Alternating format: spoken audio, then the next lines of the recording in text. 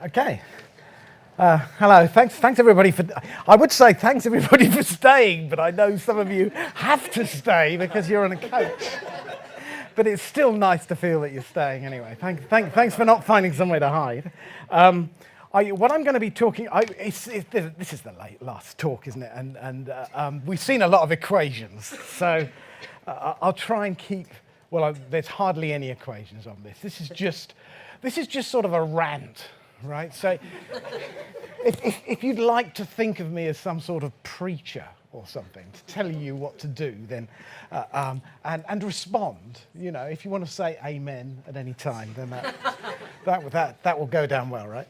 So I'd be talking about how does an old man like me go from talking about stuff which was when the early Bayesian people, and Chris is almost he's a sort of second generation early Bayesian, but the early Bayesian, the early Bayesian people couldn't, we were very principled people, right, and we were very philosophically sound, right.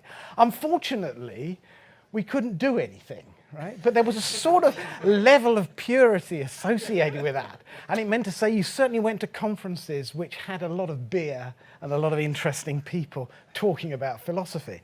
And what happened over a period in the 80s probably, and Chris was part of this actually, people started being able to work things out, and things started going downhill from there as far as I was concerned. But there was this amazing invasion of people who didn't really want to think about things very much. You know, Chris already was thinking, right? But there was other people in there who didn't really want to think about anything. They just wanted to get some numbers out, right? And plot things. And this is something I have resolutely never done in the whole of my career. As a statistician, I don't think I have ever plotted any data except by hand. Right, so, and you can do that and can be a success, right? Or sort of success. Anyway, as one of these Bayesians, one of the things that you used to say was, you need to be coherent, right? Why do you need to be well, you don't really need to be coherent, but the argument is that somebody, if you're not coherent, then somebody can produce a Dutch book against you. That is, that they can actually make money out of you, even when they don't know any of the domain knowledge. Right? So really, you need to be coherent. And if you're coherent, you should be reasoning probabilistically, right? So that was the starting point of a lot of Bayes stuff. Of course, there are a lot of idiots that can also be Bayesians, right? So you can put any prior distributions and sample distributions in and still be coherent in that sense, right? So when some of us try to do this stuff in reality, we realize you need to actually try and be faithful as well. So if you've got a domain, right, you try and actually match what the expert judgment is and the science or whatever to the particular domain, right?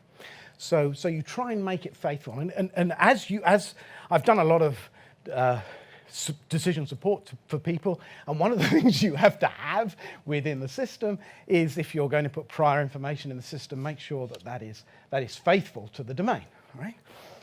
People used to always complain, but I move around a lot, and I tend to move around on the left-hand side, a lot more on the right-hand side, and the people on the left-hand side, right? They always complain that I'm actually blocking their view, right? But this is wonderful, right? I can't actually block anybody's view in terms of what I'm saying. Anyway, there's a faith that so faithfulness is something that people who were drinking heavily and thinking about philosophy sort of belatedly brought into the equation, so that what they were doing at least has an apology for being sensible. And then what you had is one of the great things you have then is that you've built a model which is systematically, and then you can produce something which has a narrative associated with it about why you believe what's happening, because what you're talking about is various dependence structures associated with the model, and what the strength of the dependence is you believe to be the case because of the data that you've observed, and so it becomes something that somebody else can actually be convinced about. So if you're a single decision maker and you've got real domain knowledge, you can use Bayesian inference to unpick what's going on and tell your boss or whoever you've got to try and convince why you have to do certain things in a certain way. And, as I said, from the 80s on, fast and feasible methods of computation suddenly made this possible, right? So a lot of the first two bullets tended to get forgotten about at that point, and but nevertheless, we could then start doing stuff, right? And what I would say is, in a situation where you're trying to help people to do some real problem solving for trying to solve specific problems, as in a decision analysis, then I would contend that subjective Bayes works really well. And there's been lots and lots written about this. Right. But what I would also want to assert now is that in a situation where we've got enormous amounts of data, where we're trying to deal with enormously complex and interrelated problems, that this is still the right way of going forward. But what we need to do now is start rethinking those foundational things that led us to looking at things from a probabilistic point of view and worked out how we elicited those sorts of structures and used those sort of structures, what works and what didn't, how that will work through in big systems. Right? So I've been working for... It's terrible, you know, you sort of go through your slides and you say, over the last 15 years I have been working, oh, that's a long time, right? And then it's 20 years, and then it's 25 years.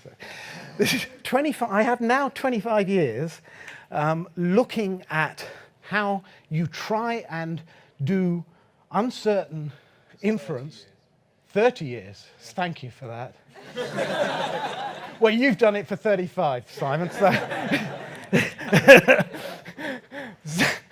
Yeah, gosh, oh, it's horrible. I think I sit down. I think I need a rest. Anyway, we were doing. So I started this stuff off, and it was Simon who got me into these really big practical things, because there was this sort of thing called RODOS, which was a nuclear support system that when you had a nuclear accident, there was a network of things that would work through the system.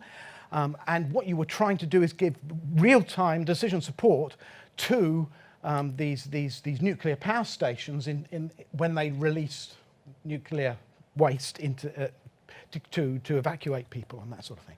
And he got me involved in the uncertainty handling of that. And most recently, what we've been doing is we were approached about 3 or 4 years ago by certain people about, there's a big problem in the UK, it's not really publicised, of food poverty in this country. It's getting really bad now because the pound has gone down.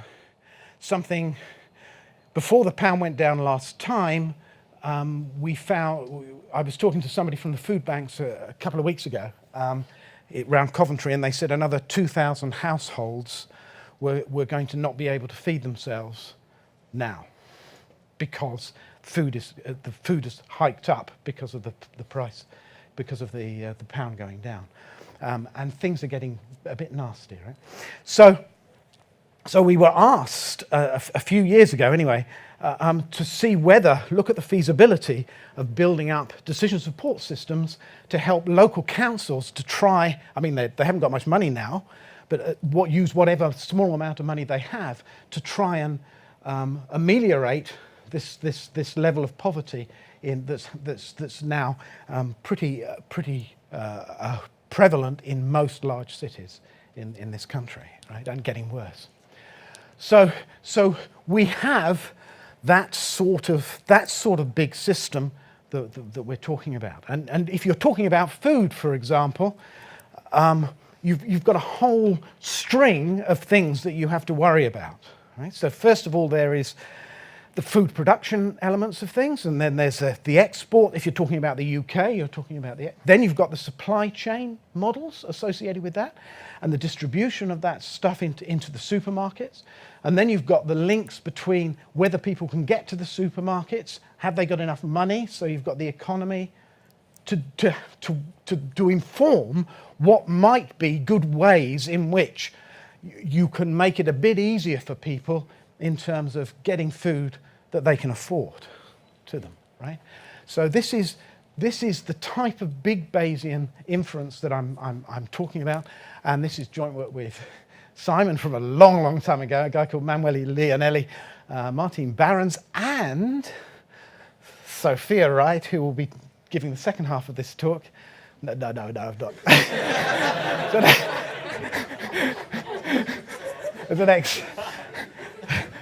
An Oxford student who's been working on me on this stuff recently. So essentially, in these boxes, you've got lots of different sorts of models from different people. And this is just a schematic here, but you've got, so for example, in the food security stuff, you've got the production modules, and there's long vectors, potential vectors of production data that's available. And this is a time series of this sort of stuff that's coming in. And then you've got links in with the supply chain. The supermarkets have enormous amounts of data and models about how that works through. What's in the shops is known about. There's things that affect the price. And each one of these boxes corresponds to a particular model, and which gives outputs that are needed as inputs for the next section, right? So these are sort of series of things, right? Those people who have, there's a wonderful course. You do a little bit of Bayes nets here. I mean, we've got Marcos here as a pretty Bayes net person, but there are things called Bayes nets and object-orientated Bayes nets and things. Unfortunately, this sort of structure doesn't quite fit into those sorts of schema, right? Usually, right? But the boxes and the way in which you're looking at things in a distributed way, where different people are going to inform different parts of the model, are pretty generic, right? And so what I'm going to be talking about now is work that we're doing to developing formal ways of developing a Bayesian integrating decision support systems. Right. How much longer have I got, Jack? I only have 50, right. So I can't stop now. Okay. So what is the big difference in the big thing? Well, one of the things is that you're typically dealing with decision centers, right, rather than individuals. Right? So there's a group of people that are making these, so the council will be making a particular decision.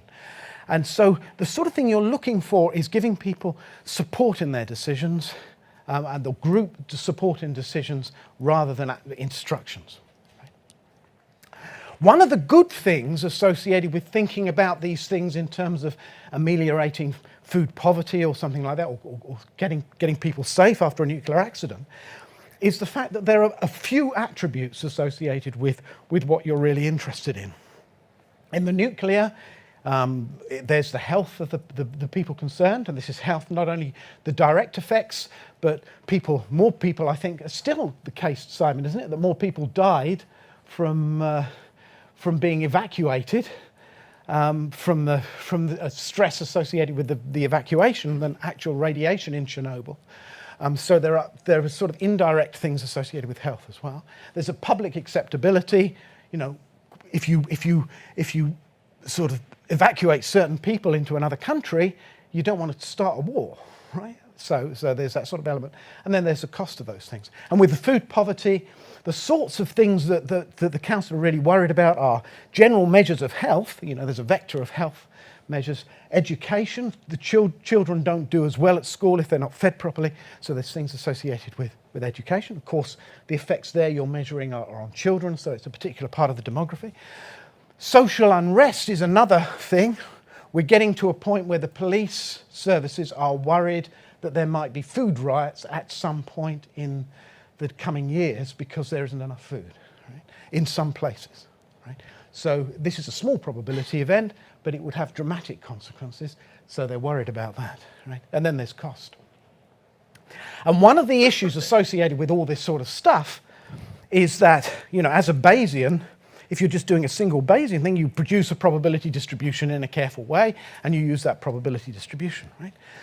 But the big problem that you have here, right, is that there's no one person that knows about everything. People have particular probability distributions on certain elements of the problem, but they don't have things associated with the whole, right?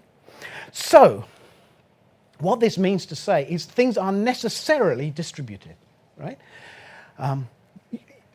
The real thing, the real entity is this collection of people with the beliefs about things that they're expert in, not something that's an overarching knowledge, right? Even if you were to be able to build that overarching model, a so big probability model, even if you were able to do that, it would be out of date within a few months, right? So it would take you years to build, and it would be out of date. So you've got to devolve these things to the individual people that know, right? So what do we need to have?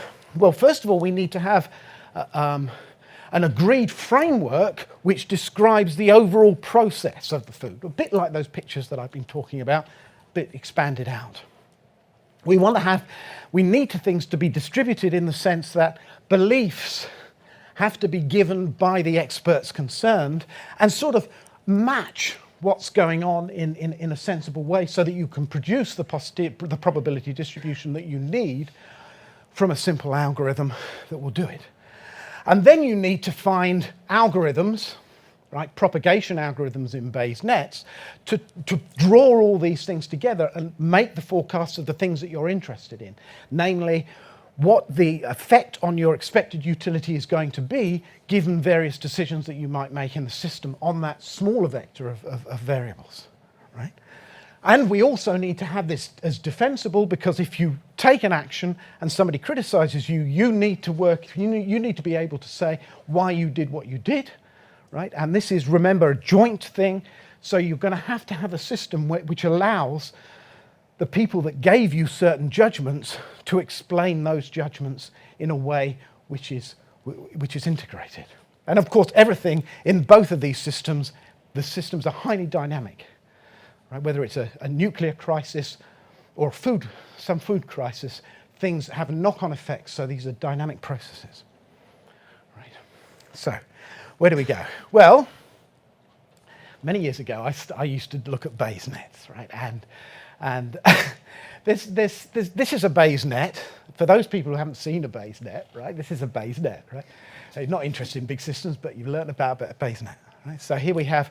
So if you've got a probability mass function or a density, you can, and it has a certain factorization, then you can write the factorization in terms of a graph, right? And what this says is that this joint distribution across these variables, or this joint mass function, can be represented in this factorized form, right?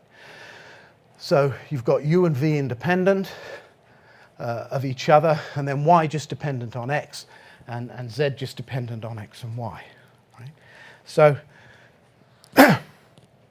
one thing that one reason why Bayes nets are such great things to work with is that actually when people describe what's going on, they often describe things about what is influencing what, right? They're quite happy while you're talking about that to get that, you get that structural information. That is much more faithful to a system. And indeed, when people are talking about things, another person from a different domain can understand what that person is saying about the dependence, right? So remember, we've got to have an overarching framework on these things. This is a really nice overarching framework to hold with things like this. And it's actually, that graph is actually a representation of explanations, verbal explanations, right?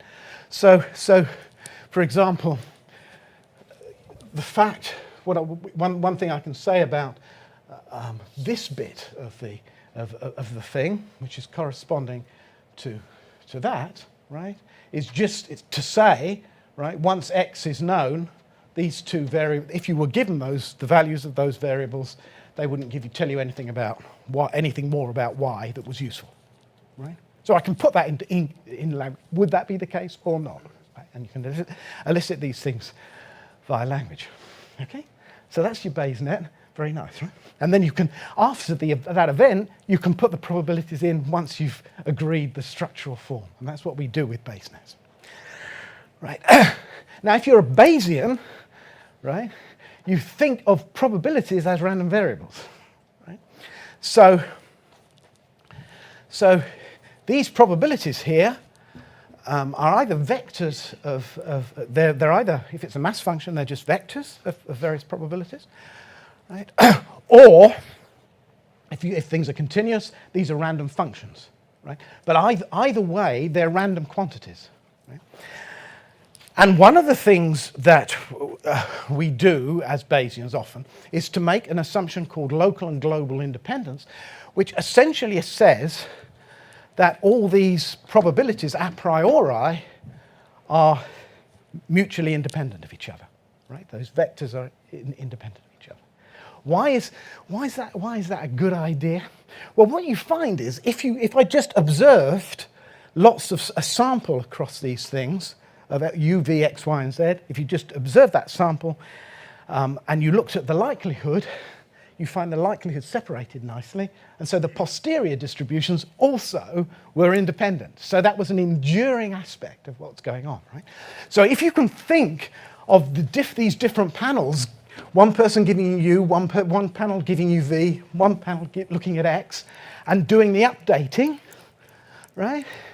And they did those autonomously, right? And they were doing that on the basis of this data, right? You could let them get on with it, right? You could get on with their conditional probability modeling and just paste it all together at the end by that formula, that product formula, right?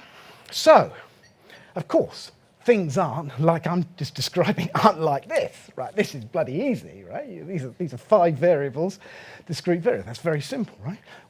But actually, the basic idea actually carries through. So here's some questions, can we elicit the appropriate structure, like we've got associated with that factorization for these big problems, right? Via verbal descriptions? Can we elicit different components of the beliefs from different experts in this sort of autonomous way? And can we then paste them together like we have with that formula, multiply them all together to get the probability at least implicitly for the whole system, right? And then can we draw out the sorts of quantities that we're going to need to pick up, like the threat after a nuclear accident, or the number of people that are suffering in various ways associated with what will happen over the next few years, associated with the food deprivation, right? And the answer is, of course, yes, you can, right? And that's what we've been doing for the last 2 or 3 years to prove that that's so. What you find is you haven't got a structure. The Bayes net overarching thing is usually not a Bayes net, but it's something quite like it, right? So, right. So more formally, right, do I want to go through this, right?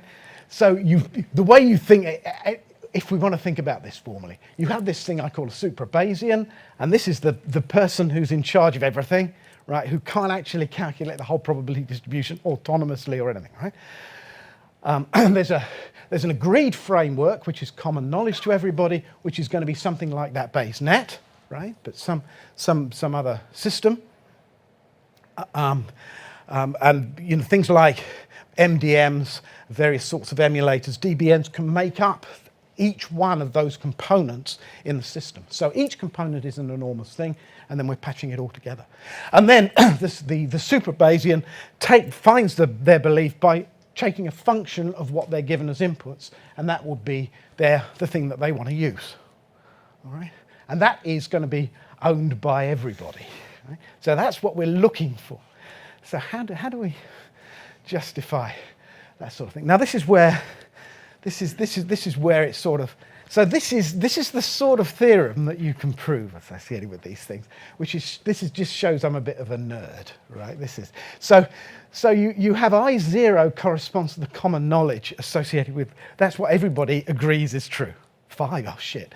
I plus corresponds to the sum total of what anybody knows about everything, right? Anything. So what you find is that people will have opinions who know a lot about food production. They will still have opinions about the social effects of things, which is associated with a different panel, right? But, right, so this is the sum total of these things, right? And this I is the information that's available for a panel J, right, about what they're supposed to be expert in, J, right? Right. So, I'm going to call it an IDS adequate if we can calculate all the expected utilities we need from the system, right? Delegatable, right? Delegatable if we can just use the information of the experts about their own particular domain and discard the rest of the stuff. Well, we can ensure that happens perhaps by getting people to share any information they think might be useful, right? And separately informed if the information about theta j, the parameter that's associated with the probability model, this theta j could be an infinite dimensional thing, of course, the parameters associated with theta j and the ij's are all independent of each other across j, given the background information. Right? And we say things are sound if they're coherent. You can find these expected utilities in particular, and that when the system is asked about things that are associated, probability assessments that are associated with a particular panel, and it's only the domain of the panel, the two things agree. Right? So if that wasn't the case, that panel wouldn't be able to defend what was going into the system, right? And you can prove, so that there's a theorem that says that when things are adequate, delegatable, and separately informed, then the IDSS is sound. So what makes things sound? Well, so those are things, those those properties of like delegatability, right, are things that you can check verbally with the groups of people and see whether or not they agree with that, right? So it's nothing to do with the mathematics, really. It's to do, but it's input into the mathematics. It's all structural stuff, right? Question is, right, well, so people are going to start updating their probability distributions as they get more experimental evidence coming in, or they get more data coming in. So what happens then? Well, what we would like, does the thing still separate the way it should do, right? And the answer is yes, it will, provided the likelihood separates across those parameters, right? So it's nothing to do with the Bayes net at all, just that separation of the likelihood, and then everything goes through. Right? So it stays that way. So as you update the system with more information, more experiments and things, so the whole system, you just change, people would change their inputs about various means and variance of various things, and that would be it. Right? So how many more minutes have I got? 1. Yes. So these are linked to causal systems as well. I cut this down by half. That's amazing. Anyway, shows I should keep doing that, shouldn't I? Atomic deconstruction. So what you find is that the things that actually work well here are things that have a causal interpretation, right? Sometimes you have to make these approximate. Sometimes you can only allow certain data in there because otherwise it makes things undistributed, and therefore you can't actually calculate the things you want, and even if you did, it would depend on assumptions that you didn't really believe. Right? So what I'm saying here is don't think about objectivity, right? Think of benchmark subjectivity, right? Where you think about using expert judgments in an appropriate way to come out with formally the right things, supported by the right rules. Right? conditional independence and probability are the things you should use in these sorts of situations. One of the things we found is that when you calculate these things, what happens is you can often work within the systems in very low dimensional. The things that people have to communicate are often pretty low need only be low dimensional. And that's because if you have a particular structure of utility function, but the formulae are just a sort of like big polynomials associated with certain inputs and outputs that people have got, right? But because it's like that, it's like a propagation algorithm with a Bayes net, and therefore you can find fast, almost instantaneous ways of calculating these things, right? One issue is robustness. Sophia's doing that with me. One of the things that's associated with this, which I find really quite interesting, is, people talk a lot about causal inference, but there's a sort of element here that these sorts of systems only work, these sort of communal systems work, when you have causal systems around, right? So is there a sort of definition of causation here that you might use in terms of something that could be adopted by a group of people who wanted to use other people's information from a different expertise and still be confident that they're producing something which is sensible? I don't know. Anyway, I'll leave you with that thought, and thank you very much. Cheers.